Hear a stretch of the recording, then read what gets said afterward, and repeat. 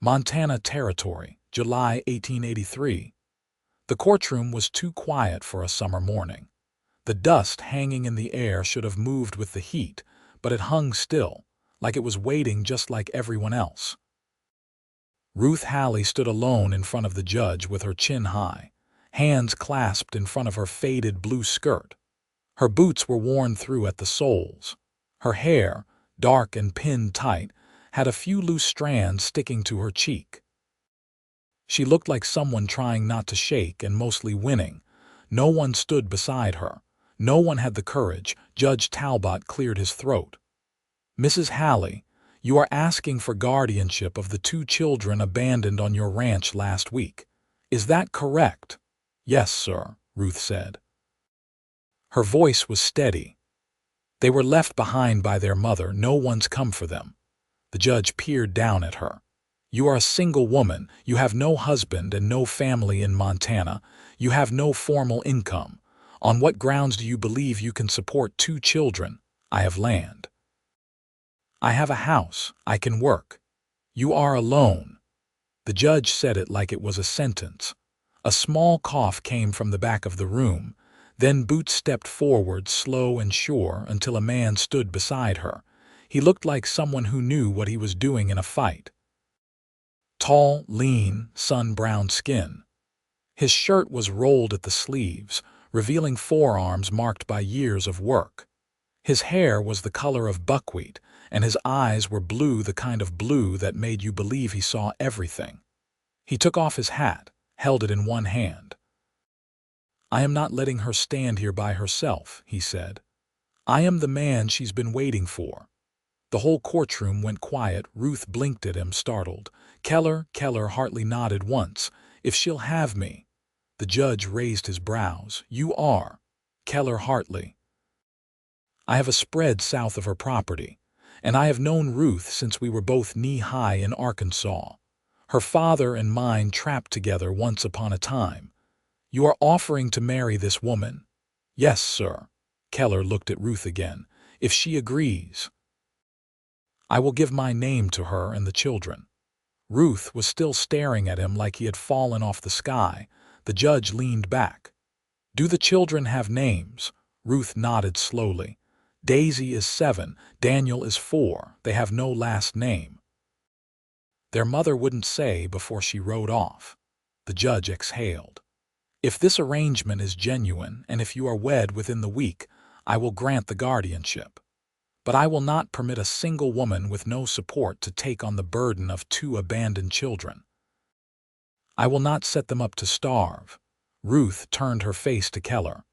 "Why are you doing this?" he answered softly, so only she could hear. "Because I have watched you carrying everything alone for too long, and because I want to." Her throat moved, but she said nothing. The judge cleared his throat again. "Miss Haley, do you accept Mr. Hartley's proposal?" She nodded. "Yes, I do." "Very well." The judge struck his gavel once. "You have 7 days to return with proof of marriage." They stepped out into the sunlight together. Ruth blinked against it, heat pressing down from the wide sky. Keller stood beside her, arms loose at his sides, like he was waiting for her to speak first. She turned to him. "You were serious." "I do not say things I do not mean.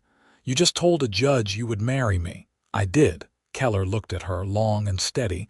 "And I will." Ruth swallowed hard. "We have not seen each other since before the war."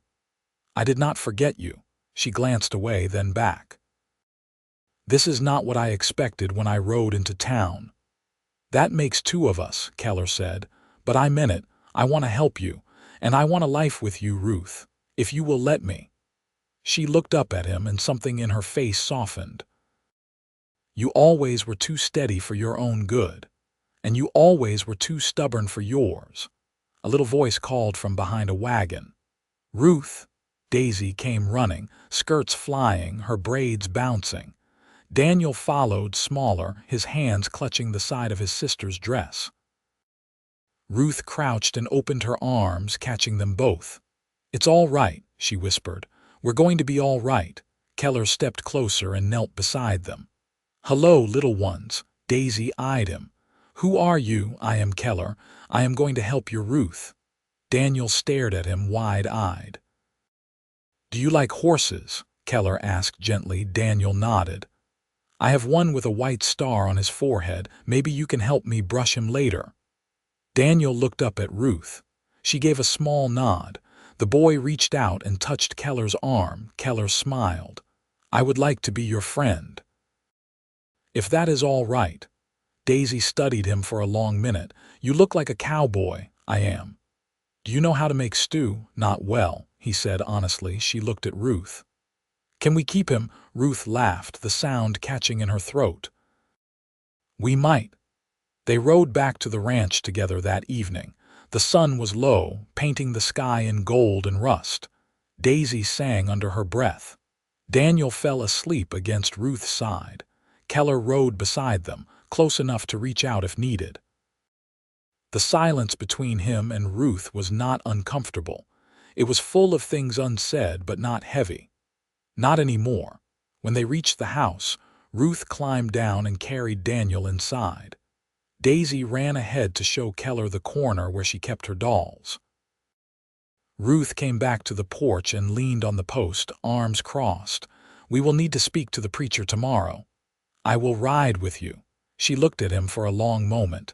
"You meant what you said in there, every word." "I did." Ruth's eyes filled, but she blinked fast. "Thank you." He stepped closer. "You are not alone anymore, Ruth." She nodded once. "I know." And for the first time in years she believed it. By morning the wind blew in from the west, carrying the bite of pine sap and distant smoke. Ruth stepped out onto her porch with Daniel on her hip, and Daisy trailing behind, barefoot in the cool dirt. The sky stretched pale above the ridge, clouds moving slow like they had nowhere to be. Keller was already by the corral, looping a new length of rope through the fence rails. He wore a clean shirt, sleeves buttoned proper, and his hat tilted back just enough to see the quiet focus on his face. He didn't look up until Ruth reached the gate. "I fed the sorrel and the mule," he said, not breaking his rhythm. "The barn door needs a new hinge. I'll fix it before sundown." "You don't have to do every chore just because you're here," Ruth said. "I know." She shifted Daniel in her arms. "We'll ride into town after the breakfast dishes. Reverend Marrow won't wait past noon." I saddled the wagon already. Daisy tugged on Ruth's apron. "Can I wear the blue ribbon today?" Ruth brushed a hand over her shoulder. "It's in the drawer. Go on." As Daisy ran inside, Keller stepped closer. "You never said how you came to find the children." "I didn't find them. They were already on the porch when I came back from the river. A sack of biscuits and a note with nothing but their names." She looked out toward the hills. "Their mother must have waited for me to leave." Keller's jaw worked once. "They sleep through the night," Daisy does. "Daniel wakes with bad dreams sometimes." "Won't speak of them." He nodded once, then glanced toward the house. "What will you wear today?" "I have a gray dress I never mended." "I'll sew the hem while Daisy eats." "You want me to fix the wagon seat before we go?" "It's loose again." "Only a little. I'll bring the hammer." They didn't speak again until they reached town. The ride passed with the creak of wood and the soft thud of hooves on packed earth. Daisy sat between them, holding a small bunch of dried sage Keller had found near the fence line. Daniel slept under the wool blanket Ruth had tucked around him. When they reached the church, Keller lifted Daniel without waking him. Ruth helped Daisy down, then stepped back to smooth her skirt and check the loose buttons at her throat. She hadn't worn the gray dress since her father's burial. The sleeves were tighter now, and the hem still showed where the stitching had come unraveled. Inside, the pews were empty but for two women arranging flowers near the altar. Reverend Marrow stood beneath the pulpit, his Bible already open. He was small and pale, with a voice like sandpaper and eyes that never missed a lie. "You're early," he said. "We thought it best," Ruth answered. He looked from her to Keller. "You come with witnesses?" No family to speak of, Keller said. Just us. The Reverend frowned. Marriage is a covenant, not a convenience. Keller's voice didn't rise, but it settled with weight. There is nothing convenient about the way we came to this. I should say not. Ruth stepped forward. We came to you because it's right, not because it's easy. The Reverend studied them both, then nodded once. Stand there. Keller handed Daniel to Ruth and moved beside her, his hand brushing hers as they turned to face the altar. The vows were short, spoken with the steadiness of people who had seen more loss than celebration. Keller's voice didn't waver once. Ruth's only caught when she said his name. By the time the Reverend closed the Bible, Daisy had crept up beside them, one hand clutching Ruth's skirt. "Is it done?" she whispered. "It's done," Ruth said. They signed the register, quiet and precise, then stepped out into the light again. Keller lifted Daniel into the wagon and helped Daisy climb after. Ruth stood beside the wheel, her hand resting on the edge of the seat. "You'll stay?" she asked, not looking directly at him. "I've packed what I need." She nodded. "Then there's work waiting." He adjusted the blanket around Daniel. "I wouldn't expect anything else." As they started down the road, the wind shifted, carrying the scent of wood smoke and something faintly sweet, maybe wild plum blossoms, blooming early in the thickets near the river. Neither of them said much on the ride home, but Ruth's hand stayed near his on the reins, close enough to feel the warmth of his skin. And when they crossed the rise and saw the house below the garden rows still waiting to be turned, the porch shaded by crooked beams, Keller looked at her and said, "We'll build a life here, if you want it." Ruth looked ahead, eyes steady. "I wouldn't have agreed if I didn't." Ruth held the iron poker steady in the hearth, nudging the coals until a soft red glow deepened.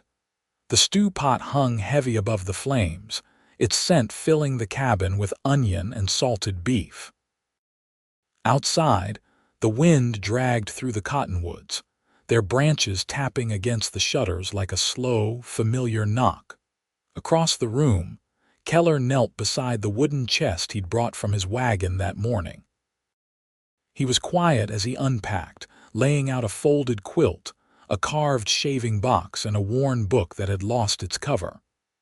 Daniel trailed his hand along the edge of the chest with careful fingers, then sat cross-legged nearby, watching. "Where'd you get that?" Ruth asked, nodding toward the book. "Belonged to my mother," Keller said. "She read it aloud every Sunday when I was small. Mostly Psalms, but the back pages are stories. Fables, I reckon." Ruth stirred the stew. "You never talked much about her." "I didn't have much to say. She passed when I was 12. Fever took her before the snow melted that year." Daniel tilted his head. "What's a fable?" Keller glanced at Ruth, then lowered his voice. "It's a kind of story that isn't true, but it teaches something that is." Daniel thought that over, then nodded once like he'd tuck it away for later. Daisy pushed open the door, cheeks flushed from the cold, and dropped an armful of twigs into the basket near the hearth. "I saw a bird with red feathers. It was sitting on the fence rail." Ruth took the kindling from her. "That means winter's not far." Keller stood, brushing dust from his hands. "We'll need to stack more wood before the frost sets in. I can ride up to the ridge tomorrow, cut what's still dry." "I'll come," Daisy said. "You'll stay here," Ruth answered. "Your boots aren't made for slopes." Keller looked from one to the other. "I can take Daniel if he wants." Daniel's eyes lit up, but he turned to Ruth. She hesitated, then gave a single nod. "If he keeps his hat on." "I will," Daniel said. Later, after the stew was eaten and the children curled beneath quilts in the loft, Ruth stood by the window watching the long sweep of moonlight across the field. Keller sat at the table, running a whetstone along the blade of his knife with even, practiced strokes. "Didn't know you kept Psalms," she said. "I don't read them aloud anymore," he replied. "But I remember the rhythm. Some things stay." She turned to face him. You believe in all that still? He looked up, the whetstone pausing. I believe in what's worth holding. And in what a man does when no one's watching.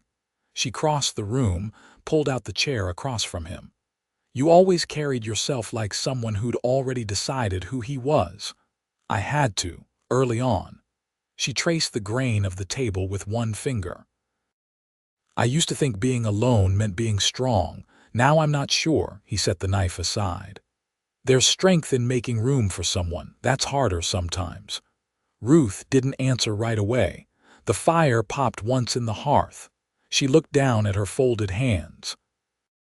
Is this how you thought it would feel? She asked finally. No, he said. It's quieter. She looked up. You expected noise. I expected to feel like I didn't belong, but I don't. She watched him a moment longer, then stood and crossed to the shelf where the lamp sat.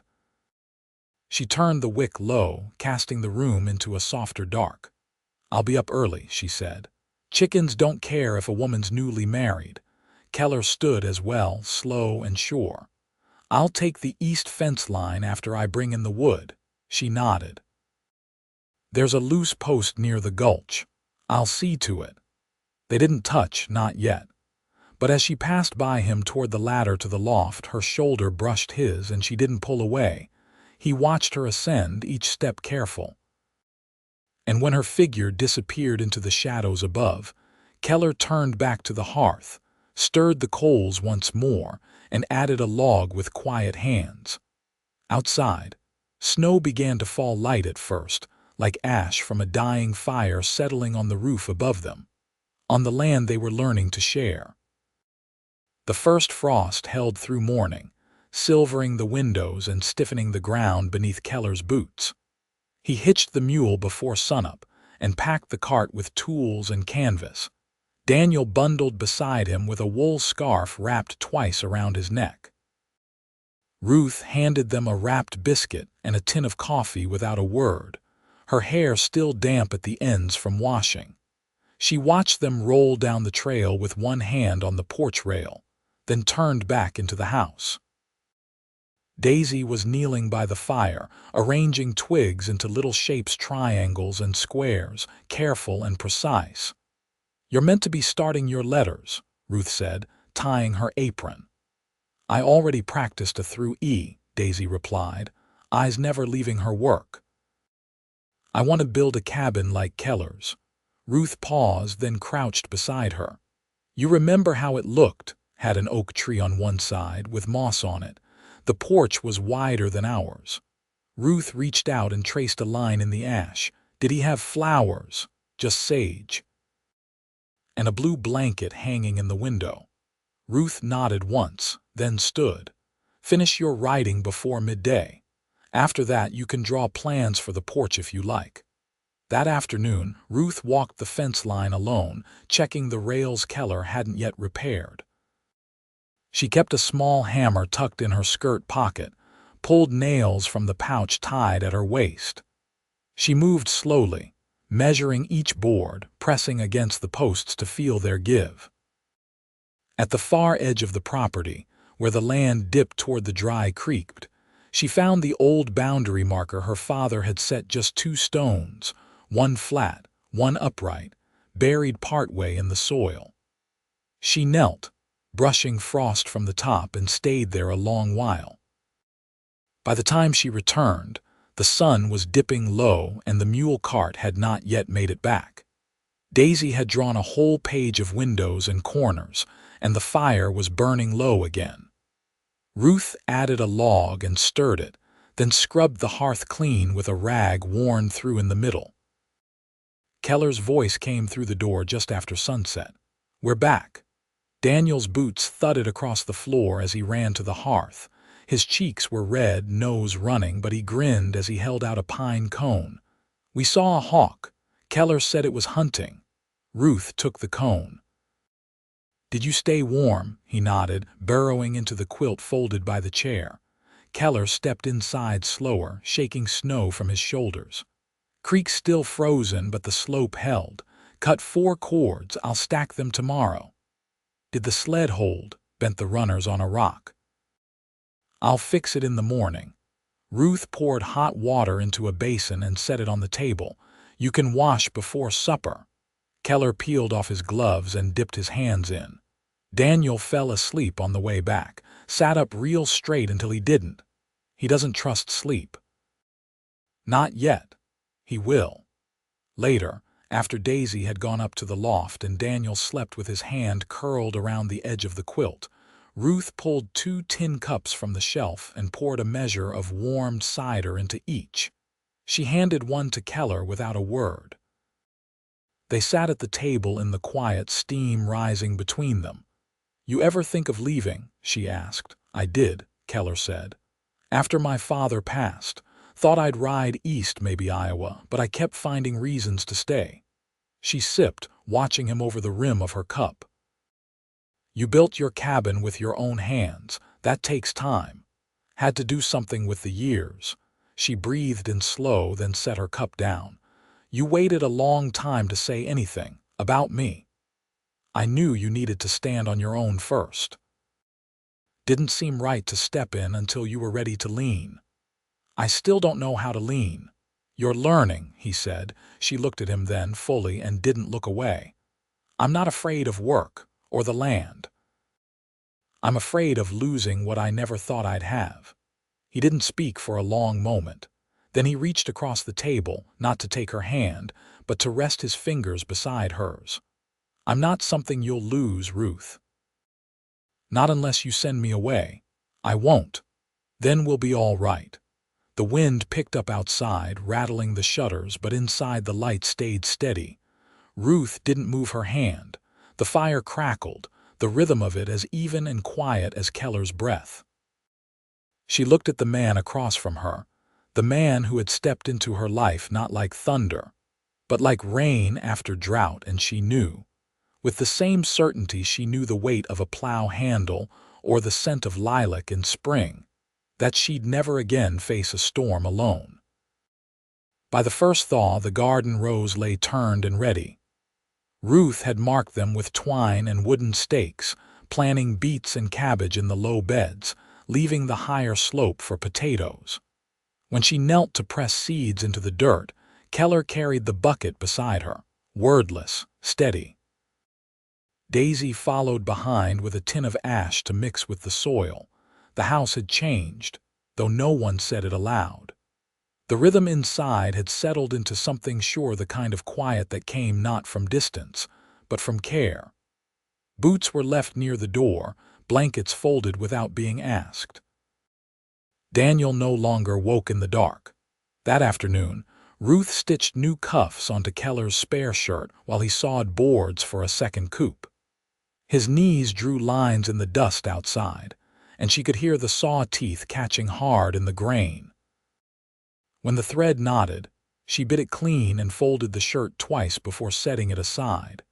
As the sun dipped low, Keller stepped into the house, his collar damp with sweat and the back of his neck streaked with sawdust.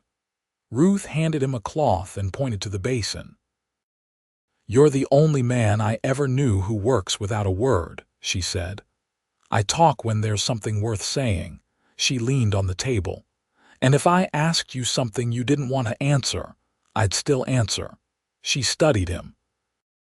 "What kept you from marrying before now?" "I was waiting on you." She laughed, surprised by the plainness of it. "That long?" He rinsed his hands. "You were a girl when I left Arkansas. I knew better than to speak then. But after the war, I figured if I ever had the chance again, I'd take it. You think we lost too much time? I think we still have enough." After supper, Daisy and Daniel played quiet near the hearth with a set of buttons Ruth had strung onto a piece of twine, threading them through an old grain sack like a curtain. Keller sat on the porch rail with a whetstone in hand, sharpening the small hatchet he used for kindling. Ruth joined him, her shawl wrapped tight, one hand tucked beneath the other. The sky above the ridge had turned lavender, stars not yet visible but waiting.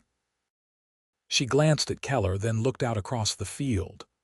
"I used to think I'd always be waiting," she said. "For help, for kindness, for someone to see me. You don't have to wait anymore." She turned to him. You want children of your own, he met her gaze. I want the life we're building. If it brings more, I'll be grateful, but I don't need anything more than what's already in that house. She breathed out slowly. I didn't think I'd ever be enough for someone. You were always enough. You just needed someone who knew it. Inside, Daniel called for Ruth to see the curtain he'd made. She rose and touched Keller's knee as she passed, a quiet pressure that lingered. The next morning, Reverend Marrow stopped by on his way to the river. He brought a bundle of dried apples wrapped in cloth and handed them to Ruth with a nod. Thought you might like these, he said. My wife's cousin sent them from Dakota Territory. Ruth thanked him, and the Reverend hesitated on the step. You seem well, he said. She smiled, small and true. We are. He looked past her to Keller, who was mending a latch on the barn. Steady man. I know. When the Reverend left, Ruth stood in the doorway for a long time, watching Keller work. She walked to him, placed the apples in the basket beside his tools, and waited until he looked up. You ever think about going back east? She asked. No, he said. There's nothing there I miss. You think you'll stay here forever? He set down the hammer. I don't plan on going anywhere you're not. That night, after the children were asleep, Keller sat on the floor near the hearth, his back against the wall and his legs stretched long. Ruth sat beside him, her skirt brushing his thigh. The fire burned low, casting the room in amber. She pressed her head to his shoulder. You're not a man of many words. No, he said, but I know what I mean. She reached for his hand, lacing her fingers with his. I'm glad I said yes. He leaned his cheek against her hair. You were always going to. They stayed there until the fire burned down to embers, the weight of silence between them no longer something to fill, but something to share. Years passed. The children grew. Daniel took to Keller's tools like he'd been born with them in hand, and Daisy's drawings turned into real sketches, pinned to the walls with tacks. In spring, Ruth taught her how to read seed catalogs, and in winter, Keller showed her how to fit window panes. A son was born to them one autumn, small and red-faced and loud. They named him Elijah, after no one in particular, just a name they both liked. He learned to walk between the kitchen and the porch, chasing the hens with wide-eyed wonder. The house filled with years, with worn quilts and carved toys, with patched shirts and the smell of sourdough rising, with handprints near the doorframe and boots left out in the rain, with Keller's quiet laughter and Ruth's steady hands. And one morning, long after the last frost, Ruth stepped from the porch with a basket on her hip and looked out across the garden rows now greening with early shoots. Keller stood near the fence line, Elijah in his arms, pointing to something in the trees. She watched them for a while, then walked down the slope to meet them, the sun warm on her back and the earth beneath her firm and familiar. She had not built the life she once imagined. She had built something better,